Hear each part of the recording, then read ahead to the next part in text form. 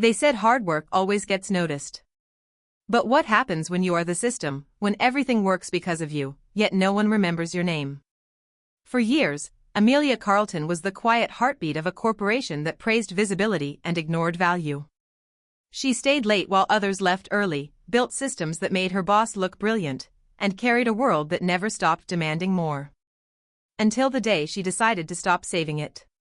What began as a single act of silence, arriving on time instead of early, leaving at 5 instead of midnight, set off a chain reaction that no one saw coming. The company that once underestimated her would soon discover how fragile success becomes when the person holding it together finally lets go. But this isn't a story about revenge. It's about recognition. The lights in the conference room flickered once, a tiny, nervous pulse, before steadying again. It was almost poetic, Amelia thought. The building itself seemed unsure how to behave, caught between brilliance and burnout. Across the table, her boss, Elaine Grant, adjusted the stack of papers that represented 5 years of Amelia's life, projects, recoveries, and invisible heroics no one remembered after the meetings ended. Elaine's manicure gleamed like armor under the fluorescence. "Your work has been consistent," she said finally, each word weighed like an expense she didn't want to approve. "But senior leadership is looking for something more dynamic. More visible?" Amelia finished, her voice even. Elaine hesitated, the corner of her mouth lifting in a sympathetic half-smile. "Exactly. You're excellent at keeping things running, Amelia, but that's not the same as leading." Amelia's pen clicked once in her hand. The sound was small but final, the sound of a mind recording something it would not forgive. Outside the glass walls, the office carried on in its busy hum, the endless choreography of people pretending urgency equals value. Inside, Amelia felt time still. She thought of the weekends she'd worked while her daughter, Elena, sent voice notes asking when she'd be home. She thought of the nights she stayed long enough to watch the cleaners arrive, headphones in, pretending exhaustion was passion. Elaine closed the folder and smiled with managerial precision. "Don't be discouraged. We'll revisit in a year." A year. Another 12 months of being the silent engine behind other people's applause. Amelia smiled, too, that smooth, neutral expression that fit every corporate disappointment. "I appreciate the feedback," she said. "I'll take it into account." She rose, collected her portfolio, and left the room before the silence could turn into pity. In the corridor, laughter drifted from the break room, the kind that only exists in daylight, before people realize how long the day will be. She passed the corner office that should have been hers, floor-to-ceiling windows catching the city light, and for a split second, she saw her own reflection in the glass. Not tired. Not defeated. Something else. Calculated. In the elevator, she watched the numbers descend as if they measured something deeper than floors. Her reflection in the metal doors looked like a version of herself she hadn't met yet, someone done asking permission to exist. By the time she reached the parking garage, the hum of fluorescent lights above sounded like static in her ears. She sat behind the wheel and didn't start the engine. Her hands rested on the steering wheel, steady, her breath even. That's when she made the first decision. She would stop being indispensable. She would become untraceable. Every system, every process, every Amelia, can you just fix this real quick? She had built them all. The company ran on her unseen architecture, and no one had ever noticed the structure because she never let it collapse. Until now. She scrolled to her calendar and canceled her upcoming vacation with a single tap. Then she opened the shared drive where her guides lived, the manuals, the templates, the color-coded salvation of the company, and moved them to a private folder only she could access. Not out of malice. Out of curiosity. She wanted to see how long the building could keep breathing without its lungs. That night, the city looked softer through the rain as she drove home, streaks of light blurring like watercolor. Elena was waiting at the kitchen counter, elbows buried in homework and chocolate crumbs. "You're early," the girl said, surprised. "I figured the world can spin without me for one evening," Amelia replied, and meant it for the first time. They baked cookies, badly misshapen ones, laughing as the dough refused to behave. The oven timer beeped like applause for something that didn't have to be perfect. When her work phone buzzed, she flipped it face down on the counter. The light flickered once. Then steadied. And somewhere between the smell of burnt sugar and her daughter's laughter, Amelia realized this wasn't just a pause. It was the beginning of the end, and maybe the beginning of her story at last. Monday arrived with a kind of practiced normalcy, the kind that pretends nothing ever changes. The lobby smelled of disinfectant and ambition. The espresso machine hissed in rhythm with the chatter of people who hadn't noticed the weather or the woman walking silently past them, newly untethered. Amelia clocked in at exactly 9 a.m., not a minute earlier. For years, she had been the ghost who arrived before sunrise, smoothing out problems before they even became visible. Today, she moved at the pace of everyone else. Her badge beeped with a satisfying neutrality. Inside the open-plan office, the hum of conversation swelled and fell like ocean waves. Peter from accounts looked up, startled. "You're late." "Right on time," she corrected, placing her bag down with deliberate calm. He frowned but shrugged, already distracted by a spreadsheet crisis. She opened her email, a storm of unread requests, follow-ups, urgent tags that had lost all meaning. Usually, she'd dive in like a surgeon, slicing, fixing, replying before anyone could panic. Instead, she just watched. She began answering only the messages addressed directly to her. The rest, she forwarded to the appropriate departments. Procurement handled procurement. Logistics handled logistics. For the first time, Amelia handled only Amelia. By noon, her restraint had become visible. Colleagues appeared at her desk with that polite panic of people who sense something missing but can't name it. "Amelia, did you see the vendor issue? They're asking for the usual template." "Which one?" she asked. "The one you always make for us." "I don't seem to have that listed as my responsibility," she said, tone light but final. It wasn't defiance. It was precision. Elaine, of course, noticed by the second day. "Is everything all right?" she asked during a hallway encounter, her voice a careful blend of concern and control. "Everything's fine," Amelia replied, smiling politely. "Just focusing on my documented scope. I wouldn't want to overstep." Elaine hesitated, studying her as if trying to read a manual written in an unfamiliar language. By midweek, the Ellison account began to crack. Their project relied on custom workflows that only Amelia truly understood, not because she hoarded knowledge, but because she was the only one who had ever cared enough to make sense of it. When questions came through, she directed them to the shared folder. "Everything you need is documented there." The silence that followed each reply was telling. The folder might as well have been written in code. No one had bothered to learn it because no one had needed to. That evening, Amelia left the office at 5 o'clock sharp. Her coworkers watched as if witnessing something extraordinary. She walked out carrying only her small leather bag, no laptop, no stack of just-in-case files. Outside, the sunset was soft and honey-colored. She felt the kind of exhaustion that wasn't about sleep but about release. At home, Elena was making a cardboard model for a school project. "It's supposed to be a bridge," she explained, holding up something crooked but brave. "A bridge," Amelia repeated softly, tracing the uneven edges. "Good choice." For the next few nights, Amelia ignored the phone when it buzzed. She and Elena cooked simple dinners, watched old cartoons, and laughed at jokes that had no deadlines. She found herself remembering small details, the pattern of flour dust on the counter, the way her daughter hummed when thinking hard. But under the calm, something was stirring. Work without her wasn't working. The system was showing fractures. She received an accidental CC on an email thread. "Can someone get Amelia to help?" Elaine swamped. Another message read, "Who has the Ellison implementation key?" "The doc is unreadable." She smiled. Not cruelly, but knowingly. The collapse wasn't dramatic yet, it was still subtle, like hairline cracks under fresh paint. On Friday morning, Elaine stopped by her desk. "Ellison's requesting a meeting. I want you on the call." Amelia didn't look up from her screen. "Of course. Just send me the prep notes." "I don't have them." "That's all right," Amelia said calmly. "Neither do I," Elaine blinked, the rhythm of power shifting beneath her feet. That night, Amelia poured herself a glass of water, sat by the window, and watched city lights pulse like neurons in overdrive.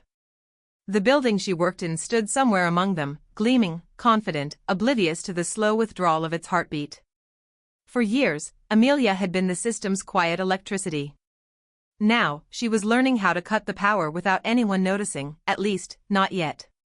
And somewhere deep inside her, that realization didn't feel like vengeance. It felt like balance finally restoring itself. The first sign of real trouble came on a Wednesday. Not an explosion, not yet, but a sound. A sharp ping from Amelia's phone at 10:42 a.m. Subject, urgent, Ellison integration failure. She read it twice, then once more, slower. The body of the message was a mess of panic, modules down, client furious, contracts at risk.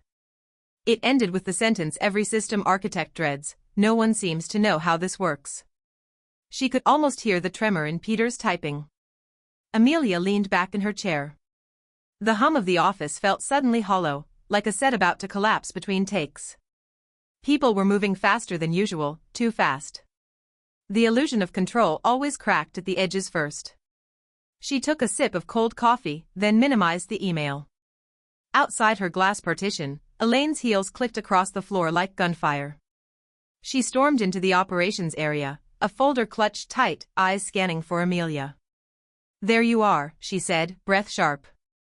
"Ellison's system is down. I need your files, now." "They're in the shared drive," Amelia replied without looking up. "We can't find what we need." "That's because no one ever learned where to look." Elaine's jaw tightened. "Don't start with philosophy, Amelia. We have a multi-million-dollar account on the line." Amelia met her gaze then, calm, unblinking. "Exactly. Maybe it's time the people who get credit for that account learned how it actually runs." For a long second, silence, the kind that hums like static between two power lines. "Fine," Elaine snapped. "If you won't help voluntarily, Byron will have something to say about this." "I'm sure he will," Amelia said softly. She watched Elaine's reflection retreat down the corridor, a blur of frustration under white lights. The sound of her heels faded, replaced by the low murmur of colleagues pretending not to watch. The building had turned into a stage, and Amelia, without raising her voice, had stolen the scene. But as the day dragged on, something unexpected happened: guilt. The emails poured in, panicked staff, clients demanding updates, junior analysts begging for guidance. She could have fixed it all in 30 minutes.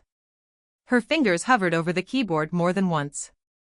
Her rational mind whispered, they need to see the system fail to learn. Her heart replied, but you built it. It's your creation, too. At 6 p.m., she was still at her desk, watching the city bleed gold through the windows. She typed one message, then deleted it.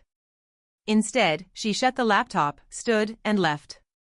That night, Elena found her sitting at the kitchen table long after dinner, staring at nothing. "Mom, you look weird," the girl said. Amelia smiled faintly. "Weird? Like you're thinking too much." "I might be." "Is it work?" Amelia hesitated. "Something like that." Elena climbed onto the chair beside her, legs swinging.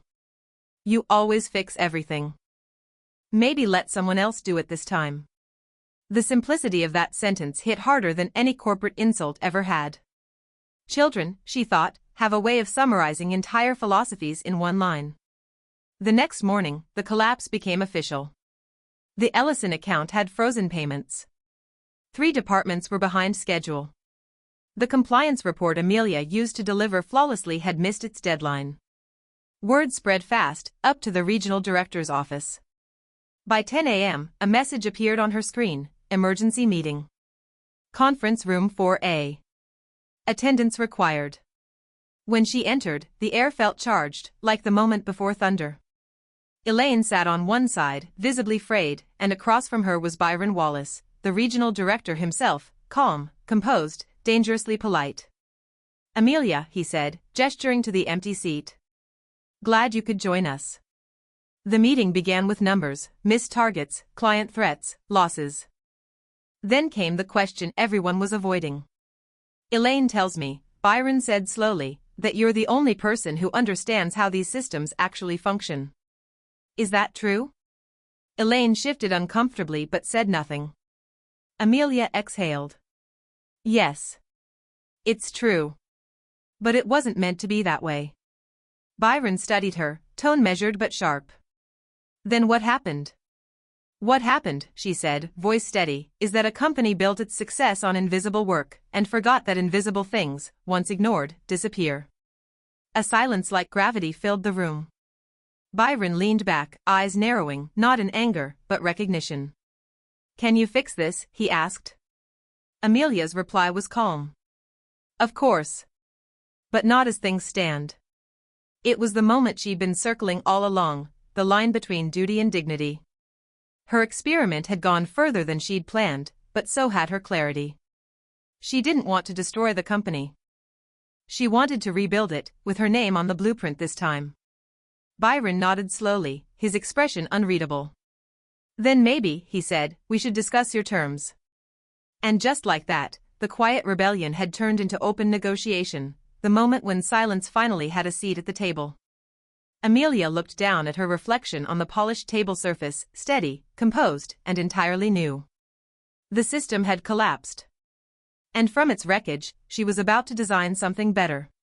The conference room had emptied, but the air still felt charged, as if the walls remembered every word that had been spoken inside. Amelia remained seated long after Elaine and the others had left, her notebook closed, hands folded neatly over it, the picture of composure. Inside, her pulse moved like a hidden drum. Outside, the office buzzed in fragmented whispers. What's happening? Is she really refusing to help? Did Byron side with her?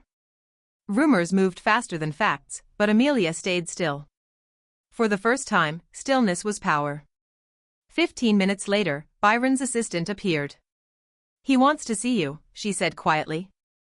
Byron's office sat at the top floor, a glass chamber with an unforgiving view of the city.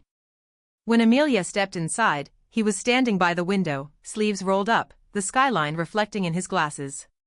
He gestured toward the chair opposite his desk. Congratulations, he said dryly.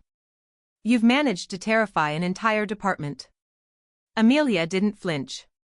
That wasn't the goal. No, he agreed, turning to face her. But it was effective.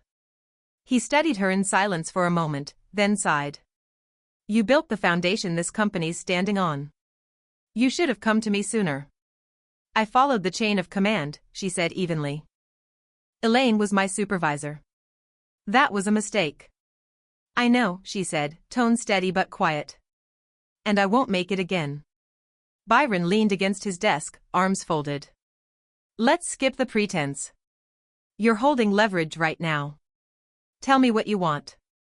For a moment, the question hung in the air, dangerous, heavy, freeing. Amelia inhaled. Authority. The ability to fix the structure, not just the symptoms.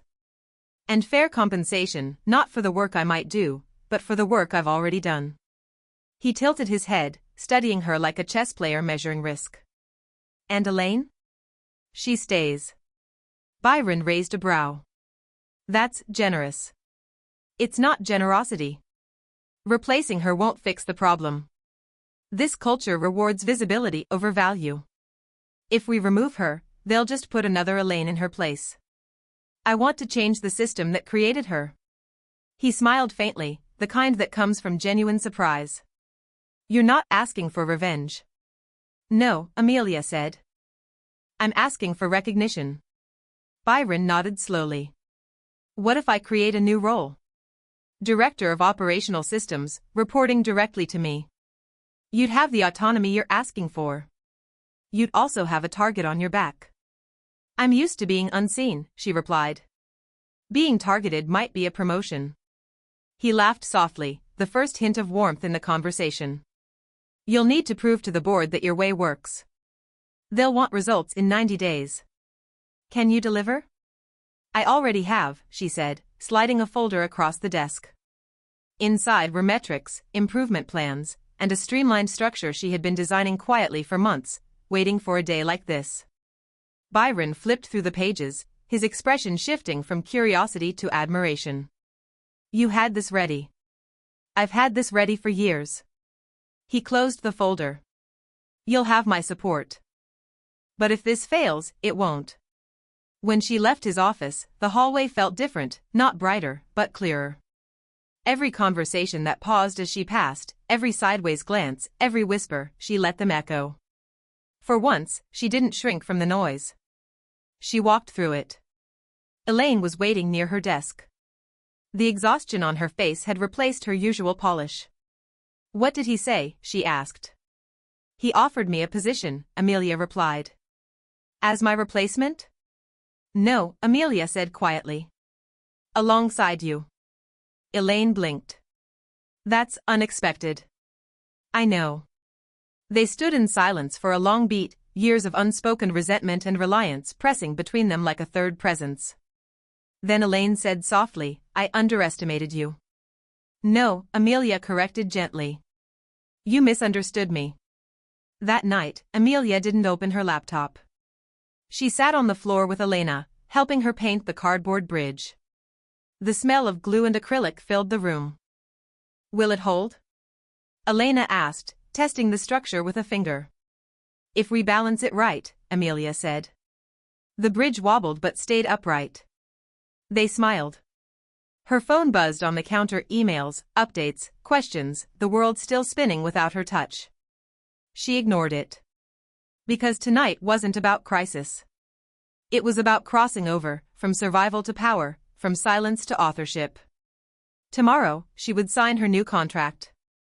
Tomorrow, the same company that once called her replaceable would depend on her to rebuild it. But for now, she sat with her daughter, paint-stained fingers and all, and let the weight of transformation settle in equal parts victory and vulnerability.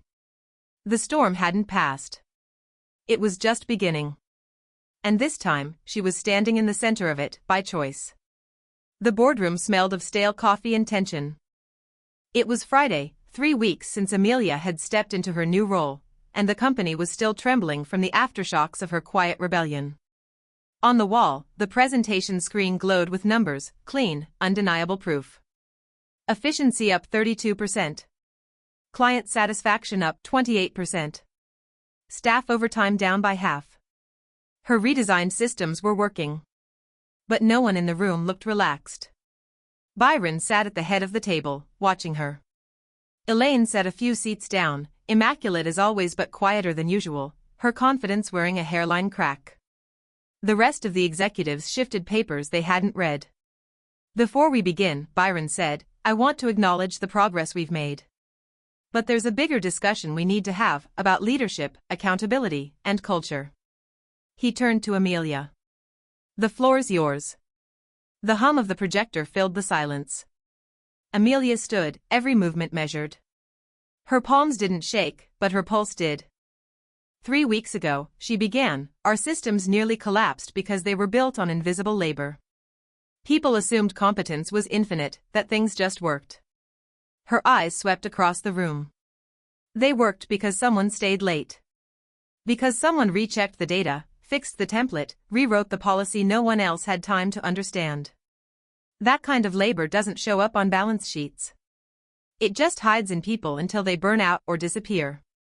Elaine shifted uncomfortably. Amelia didn't look away. "What happened wasn't sabotage," she continued. "It was a mirror. I stopped holding the system up, and it finally revealed its shape." She clicked the remote. The next slide wasn't numbers, it was a quote, projected in stark black and white: "If the system collapses when one person stops holding it together, it was never a system, it was a dependency." The silence after that line was heavy enough to feel physical. Byron leaned forward, elbows on the table. "And your solution?" Amelia looked at the executives, people who'd made careers out of polished detachment, and said, "We build transparency into the process. Every project has 2 owners. Every success gets named publicly. Every hour logged in the dark gets credited in the light. And leadership, real leadership, learns to measure people not by visibility, but by impact." Her voice didn't rise, but the conviction in it did. "We don't need heroes.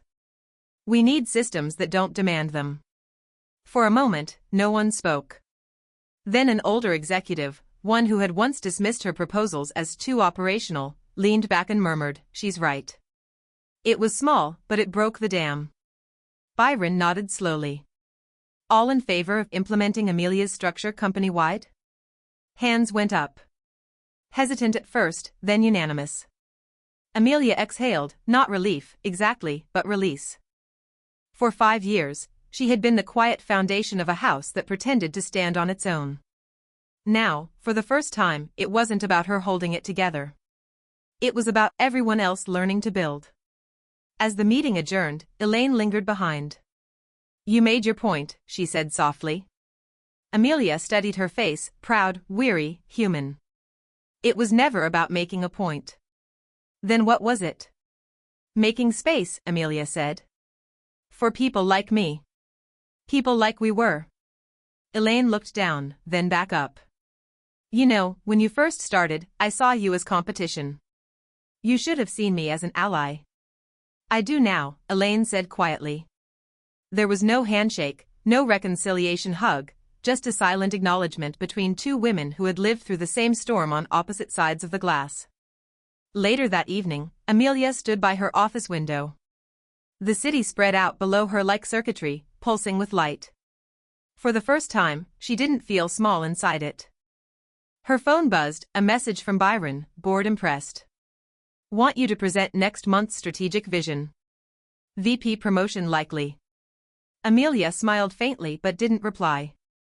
Instead, she texted Elena, "Pizza or tacos tonight?" Within seconds came the reply, "Both." Amelia laughed, a soft, unguarded sound, and shut her phone off completely. In the reflection on the glass, she saw herself, not the invisible worker or the quiet fixer, but the architect. The builder of bridges that others could finally cross. And in that reflection, under the city lights, she saw what victory really looked like, not applause. Not revenge. But freedom, the kind earned when a woman stops asking to be seen, and starts designing a world that can no longer ignore her. The first snow of the year came early. Tiny white flecks drifted past the glass of Amelia's new corner office, disappearing into the glow of the city below. It was late, but the building hummed softly around her, not with exhaustion this time, but with rhythm. Systems moving, people collaborating, processes breathing on their own. The clock on her desk read 5 p.m. sharp. For once, the time didn't taunt her. It simply reminded her that the day was done, and that she could leave. She closed her laptop, the faint sound like a full stop at the end of a long sentence. Her phone buzzed. A message from Byron, "Board approved your promotion. VP, effective immediately. Well earned." A second later came another message, from Elaine. "Congratulations. I mean it. I learned more from you in 3 months than I did in the last 10 years. Amelia read both messages, smiled, and powered the phone off. She had already learned that not every victory needs to be announced, some are meant to be lived. She walked through the corridor where her name now hung on polished glass. The same hallway she'd once hurried through carrying other people's workloads now echoed with the soft, even rhythm of her steps. People glanced up as she passed, not with fear, not with awe, but with recognition. Real recognition. "Good night, Amelia. See you Monday, Director. Thanks for the new workflow, it saved my team hours." Ordinary words, but they landed like applause, quiet and genuine. In the elevator, her reflection met her gaze. She didn't look like the version of herself who had once waited for permission. There was something grounded about her now, not harder, just steadier. When she stepped outside, the snow met her like applause in reverse, soft, falling, erasing footprints instead of making them. At home, Elena was sprawled across the living room floor, surrounded by colored paper, scissors, and glue. "We're building a city," she announced proudly, holding up a tiny cardboard tower. "This one's yours." Amelia crouched beside her. The little tower leaned slightly to one side but stood, stubbornly. "It's perfect," she said. Elena looked up. "Does your office have lights like these?" She pointed at the small paper cutouts glowing under a string of fairy lights. "Exactly like these," Amelia said, and realized it was true. Her office, too, was full of light now. Dinner was simple, tomato soup, grilled cheese, laughter. There was no rushing, no glancing at emails between bites. When the dishes were done, they sat together on the couch, the city's winter hum in the background. You don't work late anymore, Elena said softly. I used to think staying late meant I was doing something important, Amelia replied. Now I know leaving on time means I built something that doesn't need me to stay. Elena smiled, the kind of smile that makes years of struggle feel justified. That's what bosses do, right? Amelia laughed, not the brittle, polite kind she used to reserve for boardrooms, but something genuine, almost childlike. That's what leaders do. Later, after Elena had gone to bed, Amelia stepped onto the balcony. The city stretched below, alive and moving, a living thing she had finally learned to stop carrying alone. Her breath clouded in the cold.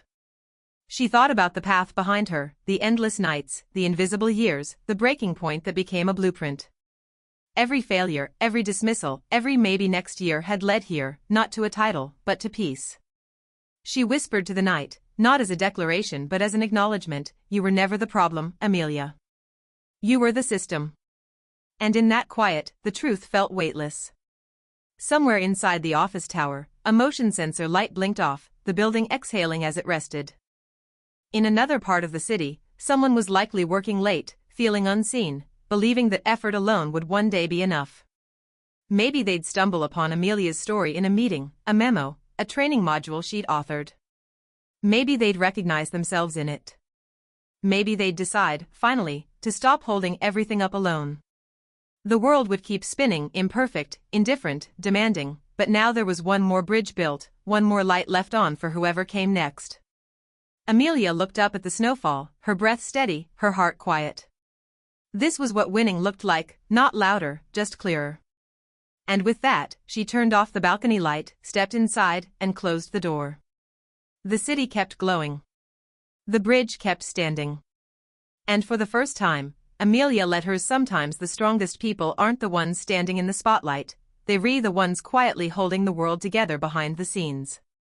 But even strength has limits. When your worth goes unseen long enough, silence becomes your only protest. Amelia's story isn't just about corporate power, it's about self-respect. She proved that walking away isn't weakness, and setting boundaries isn't rebellion, it's survival. True leadership isn't about control or credit. It's about creating systems that don't collapse when one person stops holding them up. It's about lifting others so they can be seen too.